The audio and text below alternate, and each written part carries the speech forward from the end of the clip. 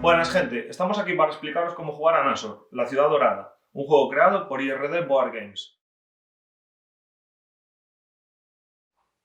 En primer lugar os vamos a explicar los componentes del juego. Tenemos la guía para encontrar Nashor, que son las instrucciones del juego. Tenemos los 6 módulos de tablero. Tenemos las cartas de suceso, las cartas de poder, la carta de los guardianes con su respectiva figura de los guardianes, tenemos los 8 arqueólogos, 2 de cada color, y tenemos los 3 dados de juego. Un dado de 8 caras, el dado de los arqueólogos, un dado de 20 caras, el dado de los dioses, y un dado de 6 caras, el dado del suceso.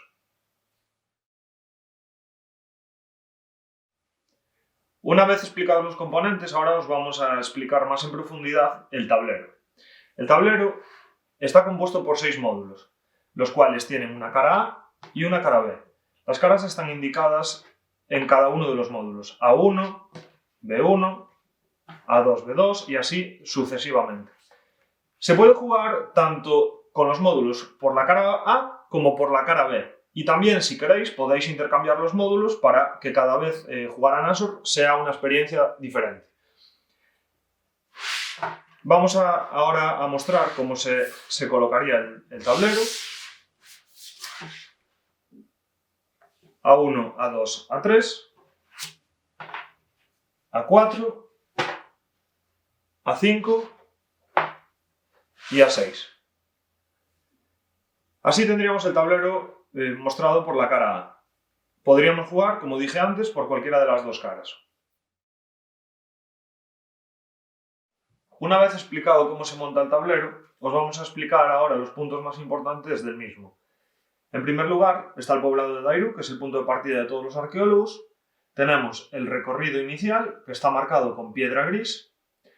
Tenemos a continuación las casillas de oasis, las casillas de atajo, que están indicadas con 2 flechas, las de salida de atajo están indicadas con una flecha, casillas de suceso, indicadas con la huella de un león, casillas de poder, indicadas con el ojo de Ra, las casillas de poblado, que están indicadas con asentamientos. Tenemos los puentes quebradizos, representados como puentes rotos, los puentes normales, el recorrido final, indicado con piedra amarilla, la mazmorra de los guardianes, que tiene todo el recorrido de los guardianes alrededor del mapa, desde donde salen y llegan los guardianes, y por último, la ciudad de Nashor. Bueno, ahora os explicaremos cómo jugar. En primer lugar, cada jugador cogerá a sus 2 arqueólogos y los colocará sobre el poblado de Dairu, que es el punto de partida. Colocaremos la figura de los guardianes de Nashor sobre la mazmorra de los guardianes. En mazos independientes, boca abajo, colocaremos las cartas de poder y las cartas de suceso. A continuación, cada jugador tirará el dado de 20 caras, el dado de los dioses, para saber quién va a empezar la partida. El jugador que saque mayor puntuación será el que inicie la partida y al que se le dará entrega de la carta de los guardianes, que será un simple indicador para saber quién va a mover a los guardianes de Nashor durante toda la partida. Ahora os explicaremos la secuencia de turno en Nashor. Lo primero de todo es tirar el dado de los arqueólogos, que es el dado de 8 caras, y moveremos tan solo uno de nuestros arqueólogos con el valor obtenido en el dado. A lo largo de todo el recorrido hay diferentes tipos de casillas, que explicaremos más adelante, como pueden ser las de poder, suceso, oasis, atajos, etc. Una vez que acaba el turno de un jugador, el turno pasará al jugador de la izquierda. En este caso, si una partida de 4 jugadores, una vez que acaba el primer jugador, que es el que tiene el indicador de mover a los guardianes, pasaría el turno al jugador de su izquierda, así sucesivamente, y una vez que se completen los 4 turnos, cuando le vuelva a llegar el turno al primer jugador, sería el momento de mover a los guardianes. Ahora es el momento de explicar cómo moveremos a los guardianes de Nashor. Una vez que se acabe la secuencia de todos los jugadores que estamos jugando la partida, el encargado de mover a los guardianes deberá de tirar el dado de los arqueólogos y el dado de suceso conjuntamente. ¿Cómo interpretaremos la tirada? En el dado de los arqueólogos nos indicará el número de casillas que va a avanzar los guardianes o que van a retroceder los guardianes. Y con el dado de suceso, la cruz de An nos indica que avanzaremos y el río nos indica que retrocederemos. Por lo tanto, en esta tirada, 3 cruz de A, que es avanzar, avanzaremos 1, 2 y 3 casillas. Es el momento de explicaros los tipos de cartas que hay en el juego. En primer lugar, empezaremos explicando las cartas de poder. Las cartas de poder están representadas en el anverso con el ojo de Ra. Y son 40 cartas. El mazo está compuesto por 40 cartas. Los poderes no se repiten, son 40 poderes diferentes. Y no deberemos de enseñárselo nunca a los demás jugadores, ya que son cartas que vamos a utilizar o bien para beneficiarnos nosotros, o bien en contra de los demás jugadores. El máximo de cartas permitidas en la mano de poder son 3, y si tenemos que en algún momento robar una cuando tenemos 3, deberemos de descartar obligatoriamente una de las cartas que tenemos en la mano. Cuando un jugador utiliza una carta de poder o la descarta, la debe de colocar boca abajo al lado del mazo correspondiente. Una vez que se agote el mazo de cartas de poder, cogeremos el mazo de descartes, barajaremos las cartas y lo volveremos a colocar sobre la mesa.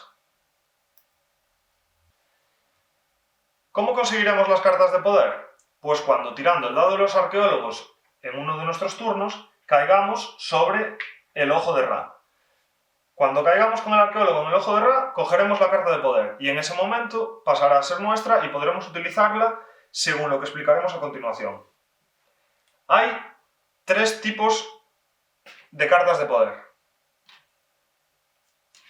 Las cartas de poder que tienen el anillo indican que son cartas que podremos utilizar en cualquier momento de la partida. Las cartas que tienen la estrella son cartas que únicamente podremos utilizar en nuestro turno y siempre antes de tirar el dado. Hay alguna carta que te permite utilizarla en cualquier otro momento, pero ya viene perfectamente explicado en cada uno de los textos. A mayores, hay algunas cartas turno que tienen una pluma al lado de la estrella. Estas cartas, una vez que las utilizamos, el turno pasa directamente al siguiente jugador. Ahora os pasaremos a explicar una particularidad de las cartas de poder. Hay cartas de poder, como es esta carta de Horus, que puedes llevar a cabo 2 acciones, pero que si por circunstancias de la partida solamente pudieras ejecutar una de ellas, podrías utilizar la carta igualmente. El ejemplo práctico lo vamos a explicar ahora y vamos a leer exactamente lo que dice esta carta de Horus. Hace retroceder a un arqueólogo enemigo al anterior oasis libre y avanzas con uno de tus arqueólogos al siguiente oasis libre. Lo primero de todo es entender como oasis libre cualquier oasis que no esté ocupado por ningún jugador. Por ejemplo, estos oasis no están libres y este sí. Entonces yo, con cualquiera de mis arqueólogos, si yo fuera el jugador rojo, podría avanzar al siguiente libre haciendo este movimiento. La siguiente parte de la carta nos decía que podemos hacer retroceder a un arqueólogo enemigo a un anterior oasis libre. Pero en este caso ni los amarillos ni los azules podrían retroceder a un anterior oasis porque están o bien todos ocupados o porque no hay ningún oasis detrás de estos jugadores. Ahora es el momento de explicar las cartas de suceso. El mazo de cartas de suceso está compuesto por 34 cartas y son sucesos que le ocurren a los arqueólogos durante la partida. Si caes con uno de tus arqueólogos en una casilla que está marcada con la huella de león, en ese mismo momento deberás de coger una carta de suceso y leerla en voz alta para el resto de jugadores. El suceso indicado en la carta se le aplicará directamente al arqueólogo que ha caído en la casilla. Hay circunstancias en la partida que 2 arqueólogos de un mismo jugador pueden caer a la vez en casillas de suceso. Por lo tanto, cuando robemos una carta, tendremos que indicar primero a qué arqueólogo se la vamos a aplicar. Las cartas de suceso, una vez utilizadas, se deben de dejar boca arriba al lado del mazo correspondiente. En caso de que el mazo de cartas de suceso se agote, cogeremos el mazo de descartes, lo barajaremos y formaremos un nuevo mazo. Ahora os explicaremos los 3 tipos de cartas de suceso que hay, que son las cartas de movimiento, las cartas del león del Atlas y las cartas de la maldición del faraón. Las cartas de movimiento te indican una breve historia y el movimiento que debe realizar el arqueólogo que caiga en la casilla de suceso, ya sea avanzar o retroceder. Las cartas del león del Atlas, cuando te salga, deberás de tirar el dado de suceso. Si te sale el río, retrocederás con el arqueólogo que cayó en la casilla al anterior oasis libre. Y si no hubiera ninguno libre, porque están todos ocupados cuando tienes que retroceder, retrocederías hasta el poblado de Dairú. Si cuando te sale un león del Atlas tiras el dado de suceso y te sale la cruz de An, te libras del león y volverías a tirar el dado de los arqueólogos para avanzar con el arqueólogo que caíste en la casilla. Algo similar pasa con la maldición del faraón. Con la maldición del faraón deberás de tirar el dado de suceso. Si te sale el río, el arqueólogo que cayó en la casilla muere y saldrás con uno nuevo desde el punto de partida. Si por el contrario te sale la cruz de An, contrarrestas la maldición y robas un poder del mazo correspondiente. Es el momento de explicar las capturas del juego. Hay dos tipos de capturas, capturas entre arqueólogos y las capturas de los guardianes de Nashor. Empezaremos explicando las capturas entre los arqueólogos. Lo más importante de las capturas es saber que el tablero está dividido en tres partes, desde el poblado inicial de Dairú hasta el primer poblado, desde el primer poblado hasta este segundo poblado y desde el segundo poblado hasta la ciudad de Nashor. Esto influye dependiendo de en la zona del tablero que captures, porque siempre que hay una captura entre arqueólogos te van a mandar al arqueólogo al anterior poblado. Las capturas entre arqueólogos se producen cuando un arqueólogo, por la tirada, acaba en la misma casilla que otro arqueólogo. Por lo tanto, en este caso, el arqueólogo rojo capturaría al arqueólogo amarillo y lo enviaría al anterior poblado. Enviaría a este arqueólogo al poblado inicial porque se encuentra en el primer tramo del mapa. Si, por el contrario, este arqueólogo amarillo capturase a este arqueólogo rojo, lo enviaría al anterior poblado.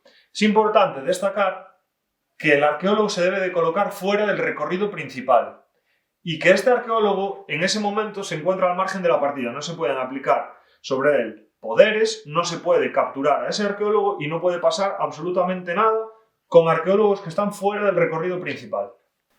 Cuando capturas a un arqueólogo enemigo, lo que has de hacer es tirar el dado de los dioses, el dado de 20, y avanzar las casillas correspondientes. Hay una circunstancia en las partidas que puede ser que captures a la vez a dos arqueólogos enemigos. Por lo tanto, antes de tirar este dado, tienes que indicar a qué arqueólogo va a hacer referencia a la tirada. Otra particularidad de las capturas es que es posible que durante la partida dos arqueólogos de un mismo jugador estén en la misma casilla. Es el máximo de arqueólogos que puede haber en una casilla. Por lo tanto, si llega un arqueólogo desde atrás, no podría caer nunca en esta casilla y capturarlos, pero sí que podría pasar sobre ella. Una vez explicadas las capturas entre los arqueólogos, vamos a explicar las capturas de los guardianes de Nashor. Los guardianes van a capturar automáticamente a cualquier arqueólogo que se llegue o se encuentre en una casilla adyacente al recorrido de los guardianes. Por lo tanto, si en el momento de mover a los guardianes de Nashor, el encargado de moverlos le sale que tiene que mover dos casillas, en este caso capturaría tanto al arqueólogo azul como al arqueólogo rojo, pero no al arqueólogo amarillo, porque se encuentra en una casilla de oasis, que esto explicaremos después en tipos de casilla.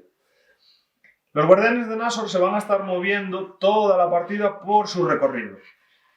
Y ya sea llegando los guardianes a una casilla donde se encuentren más arqueólogos, o en el momento de que un arqueólogo tenga que mover y por circunstancias de la partida, en este caso solo pudiera mover para aquí, también sería capturado. Cuando los guardianes de Nashor capturan a algún arqueólogo, lo envían a la mazmorra de los guardianes.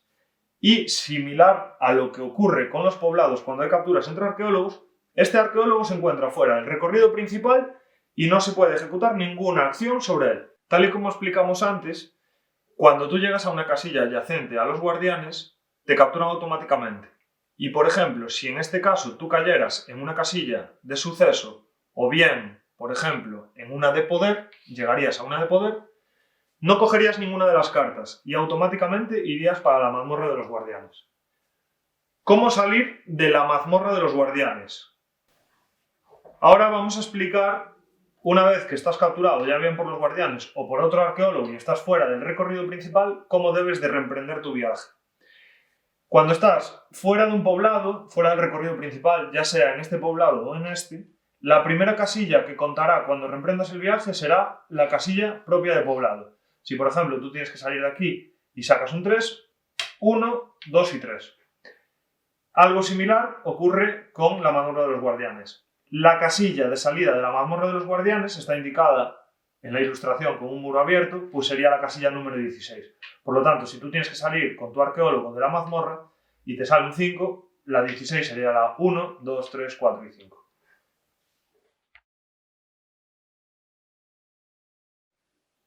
Por último, vamos a explicar los tipos de casilla que hay en el juego.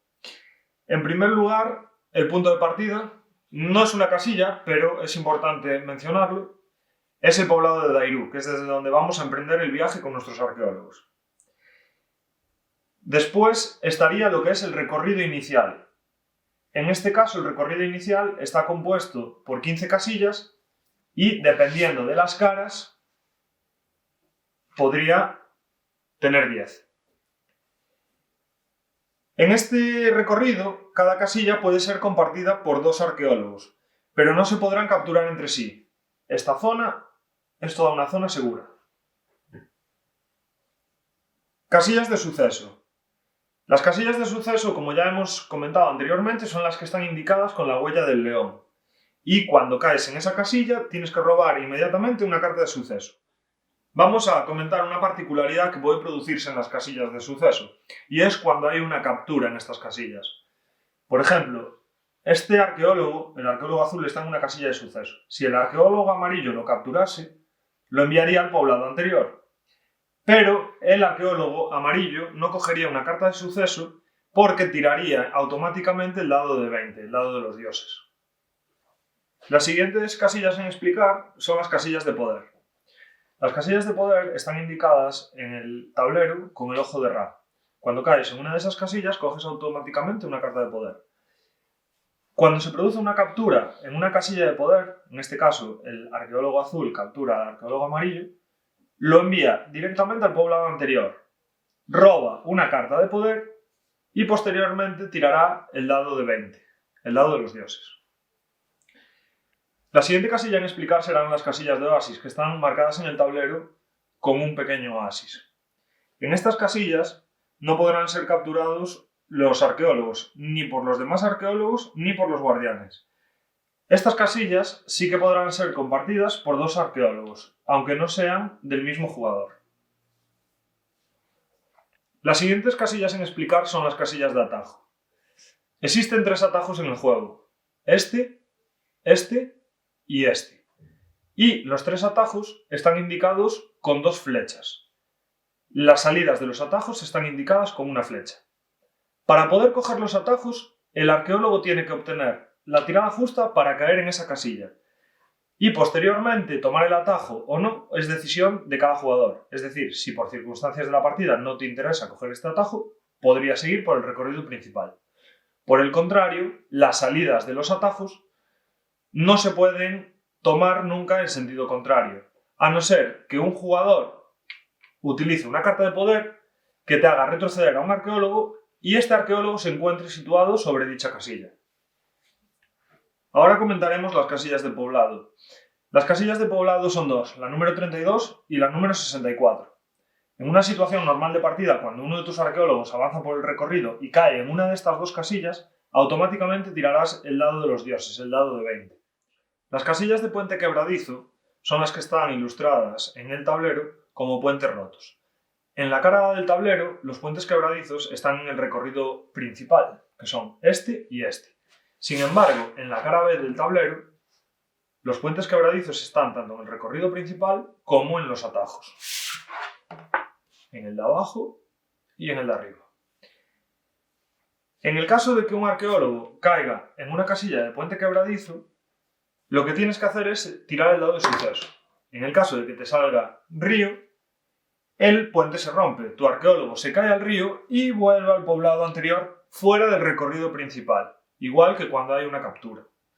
Sin embargo, cuando un arqueólogo cae en una casilla de puente quebradizo y tú tiras el dado y sale la cruz de An, el arqueólogo se mantiene sobre esta casilla y podrá continuar su camino en el siguiente turno. Hay varias particularidades en este tipo de casillas, ya que, por ejemplo, por circunstancias de la partida, tus 2 arqueólogos pueden caer a la vez en diferentes casillas de puente quebradizo. Por lo tanto, tendrás que decidir a qué arqueólogo se le aplicará la primera tirada del dado de suceso. Y posteriormente tirarás una segunda para determinar qué pasa con tu segundo arqueólogo. Otra particularidad es que los dos arqueólogos de un mismo jugador, por circunstancias de la partida, caigan en el mismo puente quebradizo. En este caso, deberás tirar una vez el dado de suceso. Si te salvas, deberás devolverlo a tirar, y si se rompe, los dos arqueólogos caerían al río y volverían al anterior poblado, fuera del recorrido principal. La última particularidad en los puentes quebradizos es que es posible que se produzca una captura sobre ellos. Si el arqueólogo amarillo, en este caso, captura al arqueólogo azul, lo primero que ha de hacer es tirar el dado de suceso. En el caso de que salga río, los dos arqueólogos se caen al río porque el puente se rompe y volverían los dos fuera del recorrido principal al anterior poblado. Si por el contrario sale la cruz, el arqueólogo capturado sería el azul y volvería únicamente él solo al anterior poblado, fuera del recorrido principal. Otro tipo de casilla, o más bien conjunto de casillas, es el recorrido final, que está ilustrado con el empedrado amarillo. En esta zona no se pueden realizar capturas ni entre los arqueólogos ni en esta casilla los guardianes te capturarían. Este recorrido puede ser compartido por un máximo de 2 arqueólogos. Por último, explicaremos la casilla final, la casilla número 96, que es la pirámide. Cuando un arqueólogo obtiene la tirada justa para caer en la casilla 96, se entiende que ha llegado al final y que puede acceder a la cámara secreta que hay en el interior de la pirámide, donde están todos los tesoros guardados por Neprid. Siempre tiene que ser con una tirada justa. En el caso de que nos pasemos con la tirada, retrocederemos tantas casillas como nos reste.